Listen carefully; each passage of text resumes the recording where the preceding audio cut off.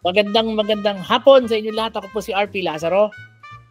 Magandang hapon. Ako po si Ka Dennis Reyes, ang inyong palamurang kaibigan. Nandito sa aking restaurant sa may likod ng Santa Cruz. Yan, nasa Maynila.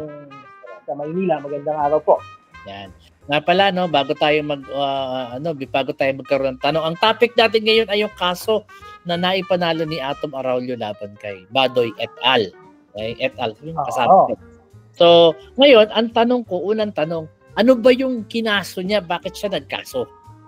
Okay. Ang kaso niya, it's a civil case for damages.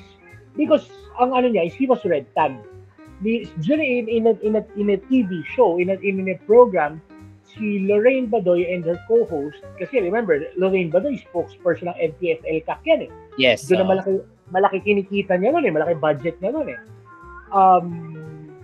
Ni-red tag nila si Atom Araulio. Okay? Tinawag nila komunista. Rebelde. Okay? Remember, ito yung naging ugali nila nung panahon ni Duterte. Ito yung war on dissent. Diba? Yung tinatawag. Okay? During the war on dissent, puta, delikado. Pag tinawag kang komunista, pwede kang puta targetin ng mga pulis. Yung usong-uso, yung lumalabas, yung mga faulty warrants, yun, di ba? Tapos lalabas, planted yung mga barrel, saka yung mga explosives, tapos dadamputin ka, tapos yung lumabas sa sa Quadcom hearing, yung mga pinapasok yung bahay, tapos tinutumba, di ba? Yung mga kwento na gano'n. So yun, ni-red tag nila si Atom Araulio. Bakit? Bakit nila ginawa yun? Okay.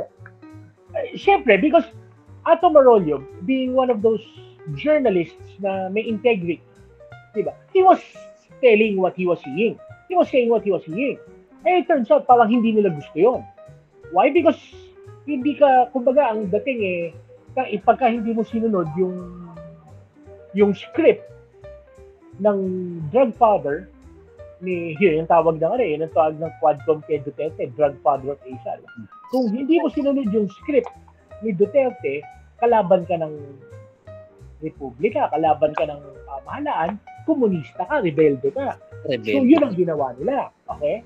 And admittedly, there was fear na nanganib ang buhay niya kasi pwede nga naman siyang targetin di ba? So, nag-file ka ng kaso. Civil case. Okay? Maliit lang ang hiningi niya, 2 million. Well, that's probably because para mababa lang ang filing fee. Drop in the bucket yun for them. Oo. Pero hindi, that's not the point. The point there is, he won. Okay? That winning was a game changer. Okay? So, what the court said was, his rights were violated. His right to freedom of speech was violated. His right to live peaceably was violated. He was threatened unlawfully by such actions. Okay? Therefore, Lorraine Badoy and her co-host were liable. Okay? Dahil 2 million lang hiningi niya, 2 million lang yung ibabayad sa kanya. But, the courts said that liable sila. And the Quezon City RTC was following yung memorandum circular ng Supreme Court. The red tagging is a violation of a person's right. Yun. So, doon nag-stem yun. Now, why is it game changer? Because we have to look at yung buong history na 6 years ng Duterte. Diba? Yung pananakot na diba? Yung mga DDS, grabe ang ginawa nila nun. Diba? Yung mga trolls. Diba? Diba? Ano usual na sila? Sana maghahasa ang nanay mo, anak mo maghahasa. Mario Jose, diba? Talagang they were so all those things were being said para to stifle yung dissent. Oh. Diba? Kasi bakit? Kasi nakikita mo na, like I said the last last episode, mahigit 30,000 pinatay. Medyo mahirap lunukin yun. At ang ginawa nila para tinakot nila mga tao. And remember, and especially noon kasi, madaling ang silence eh. Dati, patatahimikin mo lang, i-shut down mo lang ang media. Tapos yan eh. Diba? Ngayon, mayroong social media, people could talk. Mayroong Instagram, may Facebook, may YouTube, diba? May Twitter pa lang before it became X. So, people could share their opinions. So, that was the thing. That was what they were stifling. So, nag-create sila ng mga troll accounts, nag-alaga sila ng mga trolls na wala lang ginawa, kundi takutin yung mga tao. I mean, at yung mga DDS influencers, they were leading the charge. Sila yung may mga followers, sisimula nila, susundod yung mga followers sa kanila. And at ang dami nilang followers, ha? They had so many followers at daming nakinig sa kanya at naniwala. Yeah, kasi, okay, marami rin may mga fake accounts eh. Tapos, alam mo yung susunod. See, the power there's the power in anonymity. Lahat yung mga yun, sa totoo lang, ugaling squatter, ugaling kuyog, makikikuyog lang, akala nila, it's harmless. Mang-aasar lang. Totoo naman eh. Mang-aasar lang yung mga ganon. I mean, hindi naman naiintindi ng mga bobo yan eh. Hindi makapag-aaral yan eh. Diba? So, hindi nila naiintindihan kung ano talaga yung issue. Basta sa kanila, hindi. Tama si Tatay Digong. Diba? Or tama itong influencer na to, susundin niya. Sabi niya, ganito. So, ginagawa. So, hindi sila nag-isip that they were hurting people. And sa kanila, it was harmless. It's just words. I beg to disagree. Posibleng they think it was harmless. They knew what they were doing. For you to tell somebody, the influencers definitely alam nila ginagawa nila. Okay? The followers, the trolls, alam nila ginagawa nila. Yung followers, mga kaibigan, bobo ako kasi naging ugali ko yan. Yung ako nananahimik ako eh, pero puta, yung may hindi ako nag-join sa malalaking community. Palagi small community lang. Yung doon lang sa atin sa Makati. Puta, pagka may troll na ginanon ako, yung tinethreaten yung pamilya ko. Pinupunta ko sa bahay. Mahirap yan. Pagka pinuntahan mo sa bahay, naiintindihan nila na putang ina na hindi, there is no anonymity. Pero yung ganun kalaki, I mean, buong Pilipinas doon. Mga kalaban mo, puta, mga fake accounts, kunwari, mga taga-Mindanao, taga-Surigao, saan, ano yan. And these people, and the thing there, ang evil doon is yung mga influencers. In fact, meron akong kilala, isang influencer, puta. Meron siyang car wash. Nag-import siya ng mga workers galing Osamis. Wow. Hindi niya pinisweldo, okay? May kwento, minulest siya pa niya.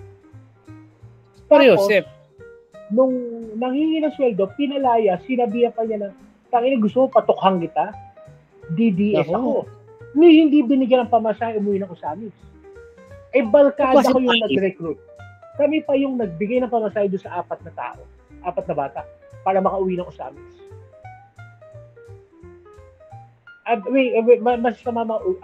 The thing about these things, okay, babalik tayo dun sa kay Atom Arroyo. Atom. Okay. What does this mean? It means this is the time for reckoning. Lahat ng mga kasama ginawa nila, panahon na para pagbayaran. Like I've always said, all actions have consequences. That's true. They have to pay for what they've done. Bakit? Kasi hindi simpleng bagay yan. They've hurt a lot of people. Not only did they hurt a lot of people, they propagated, they supported the death of these 30,000 people. They propagated lies. They propagated lies. They propagated lies and they propped up an evil regime. They gaslit the country. They gaslit. Ang malupit nun, we became a narco state.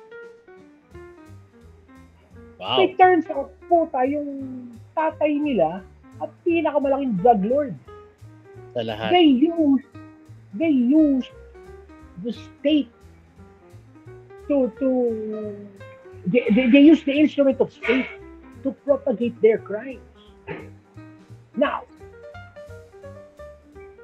paano naging game changer yung kaso ni Otto? Well, because the Supreme Court said, di ba, the court said na dapat nilang pagpayaran. So, if that was ako, kung meron akong masasentence, puta, dapat yan merong mag-collate ng lahat ng biktima ng drug war. Tapos mag-ano sila, mag-file sila ng mass suit. I-demanda nila lahat, class action suit. O, class action. Puta, i-demanda nila lahat yung mga ano yung influencer na ba yan? Oo, pagsama-samahin nila, class action suit. Mag-file sila sa Pilipinas, mag-file din sila sa States. Bakit sa States? Kasi ang ginamit nila na program, di ba? Facebook, YouTube, ang mga head office based sa platforms. States. Yeah.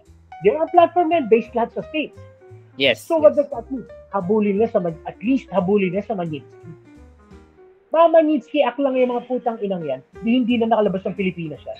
Ban sila from traveling all the Western nations. Tang ina nila. Ngayon nila gastusin yung mga kinita nila. Oo nga. Diba? Puta, ilista nila lahat yan. Sila Mark Lopez, sila Mocha Uson, sila Lorraine Padoy, sila Loretta Chu, sila Malutikia, lahat yan. Puta, kilala naman nila yan eh. I mean, ang dami naman magagaling na abogado. Andyan sila Chel Jokno, andyan sila Laila Lima, yung mga naagrabyado. Diba? Pag sama-samahin nila, somebody has to collate it in join forces and puta ano yan. Because there has to be a reckoning somewhere. Yeah. Ito yan. Lahat ng kasalanan, kailangan pagbayaran. Oo. Tsaka puta, grabe yung ginawa nila dati. As in, sobrang, alam mo yung ano, mas malala pa to kaysa sa nangyari ng martial law. It's a different ball game eh. Martial law was different eh. Walang martial law, remember, ilang libo pinatay? 7,000. Ilan ang desaparecido? 3,000. All in all, 10,000. This was triple. Tapos, yung martial law, at least... A short amount of time. Martial law happened for more than 2 decades. Ito sandali. 20 years. Diba? Ito 6 years. Diba? Tapos noon, ang kasabwat, puro cronies. Ito hindi. Pati mga influencers. Sobrang kalat na kalat. Chuwari-wari ba? Oo. Alam mo, at one point, okay, I was hoping and I was praying na magkaroon uli ng himagsikang bayan. Bumalik ang Alex Bongkayaw Buding. Nako! Parang ano yun? It was that bad. It was that bad. It was that dark. Kasi at least magkaroon man lang ng tagapagtanggol ang mamamayan. But then again, di ba? Katulad nga ng kanta ng Wolfgang. Diba? Ubus na mga bayani, mga duwaga na lalabit. Di ba? Ito, ngayon, something occurred to me. That Wolfgang song, Halik ni Judas, is fucking prophetic. Listen to all its lyrics. It encapsulates the 6 years of the Duterte administration. Diba? Pangakong matamis, puro langaw at ipis. Tao sa pangil ng buhaya, kapangyarihan ng halik ni Judas. Ayan. It's on the screen. Read the lyrics. There's the lyrics. Kapangyarihan ng halik ni Judas. Ayan, tao sa pangil ng buhaya, kapangyarihan ng... Ayan. Taong nakaitim. Sila na nalalabit. Yan. Kunwari matapang, ihahango sa kahirapan, kukunin niya lahat sa'yo, isip at kaluluwa. Pagkatao may papasukin, tapos dudurugin. That's quite prophetic. Yes, prophetic. Yung third stanza niya was pointing to Duterte. The second stanza was pointing to people like Robin Padilla, Bato de la Rosa, Alfonso Cusi, yung mga traidor. Di ba? It was, tapos, di ba, yung una, the first stanza was talking about yung campaign. He was promising. Di ba? Yung third stanza, the third stanza, he promised deliverance, yet instead, he took us to the depths of hell. Yes. So that song was really very, very prophetic. This was 1995. Diba? 1995. Yeah, 95. Wow, puta, ilan? How many decades before? Yes. Diba? Wow. Interesting. 2 decades before it happened. So, going... Ganun kagaling ang Wolfgang. Yeah. Mga mistiso pa. So, to going back to Out of Araulio, 2.07 million yung napanalunan niya. Ang tanong, kailan siya babayaran yan? Makukumpel ba ng court? Well, ano yan? Siyempre, may appeal pa yan. Mag-a-appeal pa sa Court of Appeals yan. From the Court of Appeals, pag natalo siya, pwede pa silang mag-appeal sa Supreme Court. Pagka natalo sila sa Supreme Court, pwede naman motion for recon yan. Pag natapos yung motion for recon, saka palang makakukuha ng writ of execution. Kung mag-a-appeal sila. Pag hindi sila nag-appeal, hindi sila nag-file appeal after 15 days, makakapag-file na si Atom ng writ of execution. Okay. But the thing there is, for me, it is not the writ of execution. It is the acknowledgement that they did evil. It was the court. That for you is kumbaga the that was the real victory. That was the real victory. That yun yung on for I think even Atom Arroyo yun lang ang habol. Kasi kung habol talaga niya damages, kaya na hindi 2 milyon ang hihingin niya. May siya 30, 40. Di ba? Kasi may pangalan siya eh. Di ba? Baka yung 2 million baka isang buwang sweldo lang niya sa niyan sa TV show niyan Di ba? But the thing there is, it was not the money. It was the acknowledgement that he was wrong. That these people were doing something wrong and they have to pay for it. That's At yun ang kailangan, talagang lahat ng yan, dapat yan may mag-organize yan. Ako puta, napapag-isipan na puta, baka gusto kong i-organize yan eh. That's something else. Medyo mahirap. Pero syempre, kukuha ka pa ng abogado, medyo... Hindi, maraming mag-volunteer dyan. Ang libre. Oo. Sa states pa, pwedeng contingency yan eh. Ano ibig sabihin nun? Contingency is you get a percentage of whatever panalo, damages granted to you. Kaya pala may mga ambulance chasers sa US. Oo. Ay puta, malaking negosyo yun. Malaking negosyo. Yung mga yung insurance. May kilala ko puta. Doon na nag-practice sa States. Yun lang ang ginagawa niya. Ano lang siya, torts lang siya. Puta, nag-aano siya. Mga $200,000 a month. Not bad. Not bad for an ambulance chaser. Ay nga pala, puta, ngayon ko naalala. May sinabi pala akong mali last episode. Ano yung tungkol kay Garma. Ang sabi ko is, dapat siya yung least guilty. Hindi pala least guilty. Dapat hindi siya yung most guilty. To be a state witness. So Garma can actually qualify for state witness status? Yeah, I guess. Basta hindi siya yung most guilty. Depende sa findings ng prosecution. Saka kailangan kasi the court has to approve. Na state witness. State witness. Pag state witness ka ba, sorry na, nalihis ng konti. Pag state witness ka ba, anong makukuha mo doon? Number one, may prosecution? Immunity from prosecution. Okay. That's the biggest thing that you will get out of it. Saka witness protection. At least buhay ka. Pwede.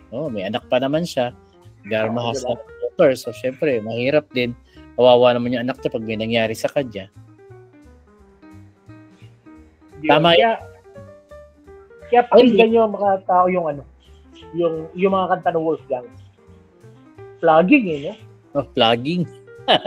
Pero eto, going back to inya kay Atom Arroyo, no? Sa tingin mo magkakaroon ng mga susunod pa? You remember as far as red tagging, may ni-red tag sila na na judge. Tapos although nakuha sa apology, buti di siya kinasuhan nun. I'm sure may mga susunod pa yan. Marami yan. Kasi marami inagrabyado yung mga yan. Ang pinagtataka ko, bakit ang bilis ng kaso? Ano ba, civil case? Ano yan? Nangingitlog yan ng matagal bago yan Ang civil case mabilis. Sabi nila, hindi daw. Pag civil case, matagal. Pinakamabilis yung civil case. Kasi yung civil case, iba ang quantum of evidence. Ang civil case, ano lang yan preponderance of evidence lang yan. Hindi yan guilt yung reasonable doubt. Mas mahirap yung criminal case. Kasi yung criminal case talaga hihimayin. Saka yung criminal case, kailangan you have to protect the rights of the accused. All the way. Because you have to erase all doubts. Any doubt, di ba? Kasi beyond reasonable doubt. So any doubt would exonerate an accused. Unlike sa civil case, hindi, putang ina, mukhang nang agrabyado ka. Yun na yun. Ganun lang yun. Oo. Bagay. Hindi, nagrabyado ng tao, yun na yun. Question. Yung mga kaso like estafa, but is that a civil or a criminal case? Estafa is criminal. Always? Estafa is criminal. Always. Okay. I see. Pero yung sabihin, merong malicious intent.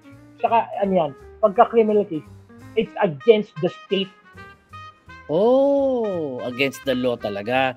Hindi yung ito na against the person. Okay, so that makes a lot of sense. I see. So, kung civil case, posibleng it might not be against the law, pero may nagrabyado ka. I see. Somebody was hurt. Yung programa nila na nang-red tag sila, that was since SMNI, di ba? Yung media ni Kibuloy. Bakit hindi kasama sa demanda yung network? Because dapat nga sinama niya. Pero syempre, mas mahirap i-demanda ang juridical entity. Kasi yung SMNI, merong the network itself has resources. So yun ang magpapatagal. Oo. Unlike ito, personal, tangina, mamumroblema sa sarili niyang abogado. Hindi siya sagot ng network. Hindi ba siya sinagot ng network? Hindi ba tumulong ang network sa kaso na to? Pwede tumulong, pero iba yung pagka network ang dinimanda mo, didiin yun. Diba? Yung host ka lang, bahala ka sa boy mo, ito, bigyan ka namin abogado. Pero yung upakan mo yung network, tangina talagang diinan yun. Mahirap, gagawa ng paraan yun. Bagay, may mga on-retainer yan ng mga abogado eh. Oo, tsaka may resources yun. May resources yan. Makikipagpatagalan sa... Second, pagka network, you have to prove that it is part of their policy. Which is very hard to prove because they always come out with the disclaimer at the beginning na the opinion in this show is the opinion of the not necessarily of the network. Lagi nila sinasabi. May disclaimer ang network. Diba? Mm-hmm. So, sinabi na agad ng network. Wala kaming pakialam sa putang ina yan. But they didn't say that exactly, but parang ganon. Yeah, well, that's what the disclaimer means. Yes, diba? Yes. Labas kami dyan, ha? Kayo na lang nagkakaintindihan, parang ganon. So, kaya pala hindi kasama ang network sa usapan. Ang nademanda lang si former Undersecretary Badoy and Eric, what's his name? I keep forgetting his name. It's not really very important. Eric Celis. Yun. Like, other than his family, does anybody really care who he is? Diba? Putang inang yan, kung hindi siya parte ng kulto nung Kingdom of God, meron ba makikialam kung sino yan? Diba? Amuyong lang yan eh.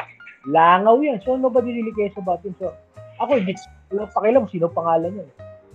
It's, si Badoy. Si Badoy kasi dami atraso eh. Ito, is he what he claims to be? Ayan. Yeah. May ano si Vera Files, may article si Vera Files about it eh. It's kind of weird kasi parang he was not who he claimed to be. Well, Diba? That is. Oo. Diba? Precisely. He's borrowing credibility. Yun lang naman yun eh. If you are not who you are, who you claim to be, you're borrowing credibility. Which means from the start, questionable ka. Yeah, I mean, di ba? Yeah. Tayo, for all our faults, I mean, I'm sure, dahil sa binanata ko yung mga DDS ngayon, ipagtatanong na kung sino ko, lalabas ko lahat ng kwento sa buhay ko. Buti na lang, Who cares? Buti na lang, hindi na uso yung, o hindi na ba uso yung riding in tandem, o wala na yun, o nandyan pa rin. Nandyan pa rin. Yeah, I don't know. Diba? Pero, I mean, I'm sure, ngayon, pagtatanong na kung sino ko, heard all of it. Yeah. And who cares? Hindi naman tayo nagtatago eh. People who know us so easily. Yun naman yung napagkukwentuhan lang.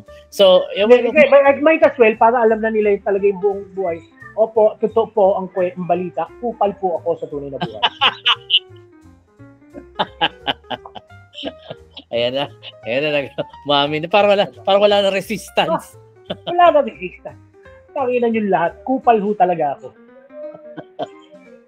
But anyway, so ito, do you think it's a start of a series of lawsuits siguro for the others? The way I see it, mukhang maraming kasunod yan. Why? Because yun nga, that's why everybody's saying the Atom Arroyo is a game changer.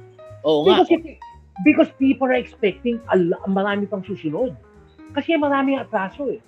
At puta, isa ako sa mga unang papalakpak pagka nakakasuhan yung mga hayop na yan. Well, nandyan sa isa. So, sino ba bang mga famously na nang mamalay ng panahon ni Duterte? I'm starting to think kung sino yung mga, marami sa mga influencers. Si Mocha, di ba si Mocha? Mocha Uson, si Banat Bay, yung mga DDS, sikat eh. Okay. Si Mark Lopez, puta, galit na galit ako kay Mark Lopez. Alam mo kung gaano kagago yan? Bukos kasi, he claims, remember yung height ng West Philippine Sea, nung China encroachment? Sabi niya, ba't daw tayo magagalit? Parang puta parking lang daw yan sa harap ng bahay mo. Puta na may nakiparadang iba, wala kang karapatang palayasin. Gago, di ba? Medyo mali yan. That's wrong. Hindi, ako, for me, more than yung they propagated yung evil ng Duterte administration and all that, those deaths. It was being traitors that I hate most. Maputang ina mga traidor sa bayan, kumampihan sa China dahil sa pera. Actually, marami talaga kumampi sa China. Diba? Pera-pera talaga. Kumampi sa China. Pera, putang ina nilang lahat. Biro mo, nananakop ng teritoryo ng Pilipinas. Kinampihan nila. Ngayon, nasan sila? Ngayon, tahimik sila. Kasi the internet never forgets. Yes. Puta, may mga resibo yan. Tangina, dapat may maglabas uli yan. Ipaalala lang. Puta, isa pa si Robin Padilla, remember? Yung bago maging senador yan. Tangina, pinagagalit. Mali yung sinasabi. He was daring people. Kung matapang kayo, puta, pumunta kayo sa West Philippine Sea. Ipagtanggol. Pero, putang ina nyo, dahil gigirahin tayo ng China. China, merong nuclear weapons. Puta, ayaw kong bomba yung Pilipinas. Putang ina nung sinagot. Pati si Trillanes, sinabi niyo ng suntukan. Puta, nasagot sa kanya si Trillanes. Diba? Tangina mo, ako nagpapatrolya ron. Ikaw, ano ginagawa mo? Pati puta si Colonel Logico, pinatulan siya. Puta, dun siya tumiklop. Puta, bigla hindi. Kasi mahal ko yung mga sundalo Pilipino. Putang ina mo. People have forgotten about the Yultong Pass incident during the Korean War. People, please look up Yultong Pass, the Battle of Yultong Pass, wherein 200 Filipino soldiers defended Yultong Pass against 10,000 Chinese soldiers, and the Chinese retreated. Tangina, kaya hanggang ngayon, if you look at Korean history, puta, bilib pa rin sila sa mga Filipino soldiers. Tangina, 200 pinaatras 10,000. Wow. At sa gitna ng ng winter. Tangina, Wow. may winter ba sa Pilipinas? May niebe ba sa Pilipinas? Wala. Ang lamig doon. Oo, di tayo sanay. Gano'n kagrabe tiniis ng mga Filipino soldiers. Ayan, eh. Yun yung, di ba, yun yung grupo nila FDR. Nila Papa Al, Joe Almonte. Kasi sila yung Filipino contingent doon. Interesting. Ayan, meron. Ang malupit doon. Ayan, Ang malupit doon, originally, yung mga pinadala doon, hindi yun fighting unit. ano? Puta, yun yung mga auxiliary, mga cook, mechanic. They were not supposed to be fighting the front lines. They were only supposed to support the US troops. Tangina, tapos sila yung they took up the mantle. Puta, umatras na US troops, umatras na yung Koreano, naiiwan sila ron. Wow. Tangina, titibay ng mga yun. Oo. Wow. Interesting. Maybe that's the thing about POY. Ewan ko kasi putang inang yan, yung mga hindi nakapag-aaral yan. Kaya galit na galit ako dyan. Lalo na yung puta yung ginawa nila. Remember yung height ng Senate inquiry on the Chinese encroachment? Tangina si Robin Padilla at si Bato. Pinagagalitan yung yung Coast Guard for defending Philippine territory. Yes, Totoo yan. Maling-mali yun eh. Talaga alam mo, yan ang tatakbong presidente. Yan ang kandidato nila presidente. Bato alam mo agad. Bato is running for re-election. Ewan ko sa inyo, ako di ko boboto yan. Ako talking for myself. Ito ang malupit. I never voted for him in the first place. 4 na taon sa academy yan. Hinewal yan. Oo. Nagservisyo ng ilang dekada. Tapos puta kumakampi sa kalaban. Gaano kalupit ng pagiging traidor sa bayan niya. Pera na lang talaga yan, no? Oo. Pera na lang talaga. Yun ang pinakamalupit doon. Puta, pinag-aaral ka ng Republika. Oo, pera na taon. Habang nag-aaral ka sa PMA, pinapaspeldo ka pa. Oo. Yan, no? Laki para sa mga yan. May PhD pa siya, puta, pinag-aaral din siya nun. Hanggang PhD, pinag-aaral siya, di ba? So, puta, ibig sabihin, saka para maging chief engineer, ibig sabihin, nag-command, school ka. General Command Academy ka, di ba? Pagkatapos, tayo na lang pala kakampihan mo sa konting barya. Oo. Kalaban pala ng bayan. Puta, hindi yun, mas mabuti pa ang asong ulol. Ang asong ulol lahat kalaban. So, sila putang ina, kumampi sa kalaban, puta, yung pabaro ang kinakagat. Oo. Diba? Oo. Mga traidor sa bayan niya. Yung mga PDP laban. Itismis ako dyan. Someone in government told me, na si Bato daw, ang dalas daw niyan mag-shopping sa Europe. Talagang garnat siya to the max. Gastos talaga.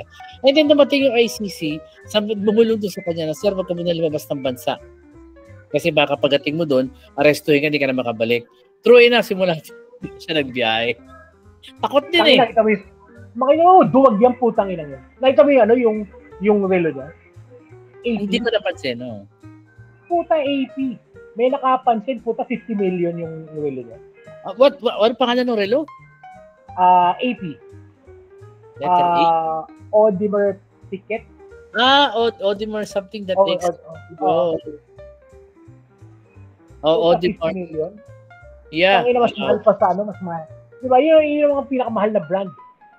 Mas mahal pa sa Rolex yun, mas mahal pa sa sa anong tawag dito, sa Patek yun. I didn't know. Akala ko naman Rolex is the most expensive. Hindi pa pala. No, Rolex is the cheapest. What? Talaga lang, ha? Putang pinakamahal, Richard Mille.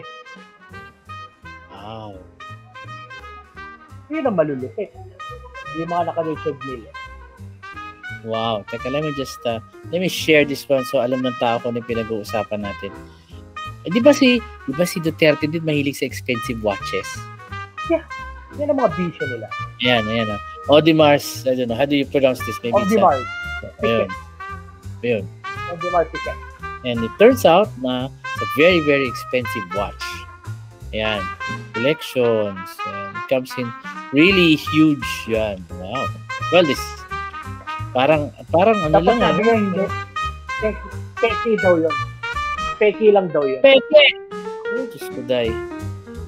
Parang peke. Yung panayang shopping mo na yan, hindi sabihin mo peke, parang hindi naman totoo peke. Nako. Lahat yan may ano, lahat yan pagbabayaran. Magbabayaran yan. Wala naman. Lahat yan. There's no such thing as a free lunch in this world. You pay for everything. Everything. One way or another. One way or the other, you pay. You always pay. You always pay. Totoo yan. Even a free lunch is not free. Dahil hindi ka pa kakainin ng tao walang kailangan sa'yo. There is no free lunch. There's no such thing as a free lunch. Well, yan, medyo na ano na tayo sa oras. Pero, sa susunod na linggo, we will have another podcast with hopefully ma-push na siya. May guest na kami. Running for mayor, si Mrs. Macapas ng Jose Dalman, bayan sa Zamboanga del Norte. Makakakuha tayo ng mas maraming insight. Itsura ng mga ano ang buhay nila ngayon. Kamusta na Mindanao after the bar was established? Ano na buhay nila doon? Magulo pa rin ba? Nakakatakot pa din ba? Magkakaalaman. We will ask one of their own vice mayor incumbent, so running for re-election. We will ask her kung anong buhay doon, kung anong ginagawa nila, kung siyempre, yung mayor, di ko matanong kasi walang kalaban eh. Interesting. Pero ito si vice mayor may kalaban. So, she's in the running, so we can ask her. Yan. Mahirap ang politikong walang kalaban, hindi na marunong makapan. Ayan. See you next episode. Maraming salamat at pinagsagaan niyo ulit kami. Maraming salamat po sa inyo lahat. See you next week. See you next week. Merry Christmas ulit. Merry Christmas. Thank you.